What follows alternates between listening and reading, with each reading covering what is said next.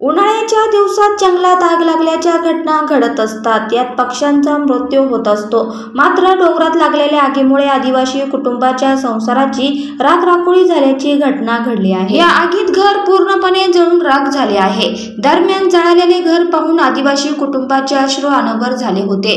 घर जळाल्याने परिवारावर उपासमारीची वेळ आली आहे. नंदुरबार जिल्ह्यात आदिवासी बांधव होळी सण उत्साहाने साजरा करत असतात. नुकताच होळीचा सण साजरा झाला असून यानंतर आदिवासी कुटुंबावर दुःखाचा डोंगर कोसळला आहे. आगीच्या घटनेत हरसिंग कोंड्यावळवी असं नुकसानग्रस्त शेतकऱ्याचे नाव आहे. हरसिंग यांचे डोंगराळ परिसरात झोपडे आहे. रोज मिळेल ते काम करून कुटुंबाचा उदरनिर्वाह करतो. दरम्यान मेहनतीने कमावलेली जमापुंजी काही क्षणात राख झाली आहे.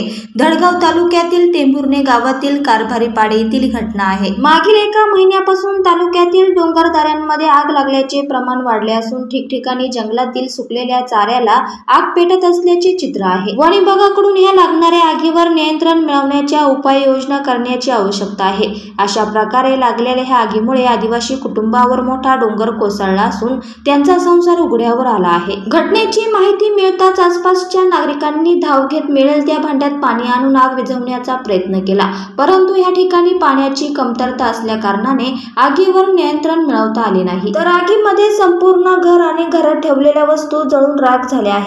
यात घरातील जीवनावश्यक वस्तू, कपडे, रोख रक्कम, धान्य जळून राख झाल्याने कुटुंब उघड्यावर आले. आदिवासी कुटुंबांना अश्रू अनावर झाले. लहान बालकांना आपल्या हृदयाशी लावत बापाने आक्रोश केला.